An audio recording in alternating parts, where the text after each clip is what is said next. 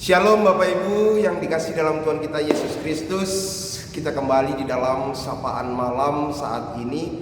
Kita akan bersama membaca dan merenungkan firman Tuhan. Kita bersama berdoa dan menaikkan pujian syukur kepada Allah. Mari kita berdoa. Segala puji dan syukur atas kasih karunia Tuhan di malam hari ini. Kami kembali sujud dan menyembah di hadirat-Mu yang Maha Kudus. Kami kembali memiliki kerinduan untuk mendengarkan sabda Tuhan. Biarlah pimpinan kuasa Roh Kudus Tuhan senantiasa hadir melingkupi hati kami, sehingga ketika kami akan beristirahat di malam hari ini, kami senantiasa terberkati di dalam terang firman Tuhan. Bersabdalah ya Bapa, karena kami anak-anak-Mu siap untuk menikmati dan mendengarkan akan firman. Amin. Bapak Ibu serta saudara-saudari yang dikasih dalam Tuhan kita Yesus Kristus, saya akan membacakan buat kita firman Tuhan di dalam 1 Korintus pasal 8 ayat yang ke-9. 1 Korintus 8 ayat yang ke-9 menyatakan, "Tetapi jagalah supaya kebebasanmu ini jangan menjadi batu sandungan bagi mereka yang lemah." Demikianlah pembacaan firman Tuhan bagi kita di malam hari ini. Berbahagialah kita mendengar, memelihara dan melakukan firman Tuhan di dalam kehidupan hari lepas hari. Bapak Ibu serta saudara-saudari yang dikasih dalam Tuhan kita Yesus Kristus, di dalam sapaan malam hari ini kita boleh bersama-sama disapa di dalam terang firman Tuhan di ayat yang ke-9. "Tetapi jagalah supaya kebebasanmu itu jangan menjadi batu sandungan bagi mereka yang lemah." Di situ ada kata kebebasan yang menjadi hal yang sangat menarik untuk kita bahas, untuk kita renungkan bersama di malam hari ini. Berbicara masalah kebebasan, mari kita pahami bersama, apa sih kebebasan itu? Banyak orang yang mengatakan bahwa bebas itu adalah lepas dari segala sesuatu, tidak hidup di bawah aturan dan sebagainya, benar-benar bebas mau melakukan apapun. Bahkan di dalam Kamus Besar Bahasa Indonesia dikatakan bahwa kebebasan itu adalah tidak terikat, merdeka, itulah bebas. Agak sedikit mendalam ketika kemudian dalam dunia filsafat juga membahas tentang kebebasan. Kebebasan dalam dunia filsafat itu dipahami dengan sebuah pemahaman bahwa manusia dikatakan bebas itulah manusia yang tidak hidup di dalam paksaan, bahwa manusia tidak ditentukan oleh sesuatu dari luar dirinya, keputusan, tindakan yang diambil sesuai dengan dorongan yang ada di dalam dirinya sendiri. Itulah kebebasan. Bagaimana dengan Alkitab? Memahami kebebasan.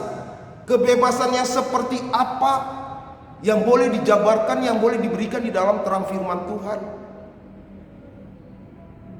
Di dalam bahasa Yunani kebebasan itu eleutherian. Kemudian diterjemahkan dalam bahasa Inggris liberty, freedom, kemerdekaan, kebebasan. Bahkan Rasul Paulus pun memberikan pemahaman tentang kebebasan. Ketika kalau kita membaca 2 Korintus pasal 3 ayat yang ke-17. 2 Korintus 3 ayat yang ke-17 saya bacakan buat kita semua. "Sebab Tuhan adalah roh, dan di mana ada roh Allah, di situ ada kemerdekaan." Dengan kata lain, Rasul Paulus mau mengatakan bahwa sumber daripada kebebasan, sumber daripada kemerdekaan itu adalah roh Allah itu sendiri. Dan kita juga dapat melihat dari kisah penciptaan manusia. Manusia diciptakan oleh Allah dengan kebebasan yang diberikan oleh Allah, kebebasan yang diberikan oleh Allah di dalam diri manusia. Dan kebebasan yang dipahami bukanlah kebebasan yang sama dipahami oleh dunia ini, yang terkadang kita berpikir bebas itu adalah benar-benar bebas. Bebas itu mutlak.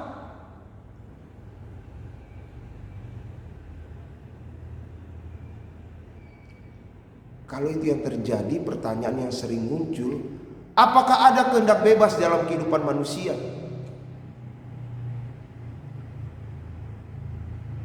Kalau kita memahami kebebasan di dalam terang firman Tuhan, pertanyaan itu pasti jawabannya iya. Ada kebebasan kehendak di dalam hidup manusia. Kebebasan yang seperti apa? Kebebasan pada hakikat diri kita sebagai anak-anak Tuhan, sebagai anak-anak terang. Hakikat kita sebagai anak-anak Tuhan adalah bebas di dalam Kristus, yang mana Dia telah datang untuk membebaskan kita, membebaskan dari belenggu-belenggu dosa.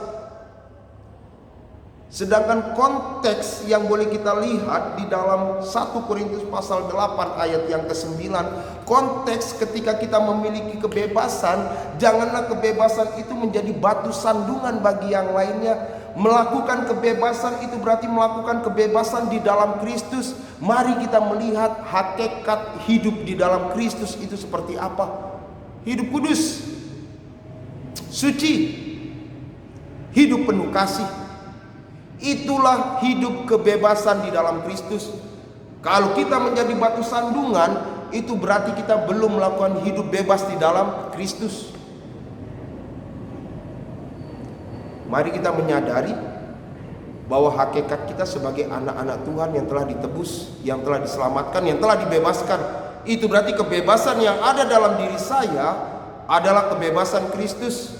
Kebebasan di dalam Kristus. Dan kebebasan di dalam Kristus adalah hidup kudus dan hidup penuh dengan kasih. Sehingga apa yang boleh diingatkan oleh Rasul Paulus, supaya kebebasanmu ini jangan menjadi batu sandungan bagi mereka yang lemah. Apalagi berbicara masalah makanan, berbicara masalah sikap, perilaku, tutur kata. Ketika kita bertindak, ketika kita mengambil keputusan apapun itu juga, mari kita mengingat hakikat diri kita sebagai anak-anak Kristus yang telah dibebaskan dan hidup di dalam kebebasan menurut hakikat Kristus yang ada di dalam diri kita, yaitu kudus dan penuh dengan kasih. Kalau itu ada di dalam diri kita, maka kebebasan kehidupan yang kita jalani tidak akan pernah menjadi batu sandungan. Karena kita akan menjalani hidup ini dengan penuh kekudusan, hidup ini dengan penuh kasih, baik mengasihi Allah maupun mengasihi sesama. Tuhan Yesus memberkati Bapak Ibu Saudara dan saya. Selamat malam. Amin. Bapak Ibu Saudara-saudari yang dikasih Tuhan, sebelum kita masuk di dalam doa, mari kita terlebih dahulu menaikkan pujian kepada Tuhan dari Gita Bakti 208. Bait yang pertama, tak ku tahu kan hari esok.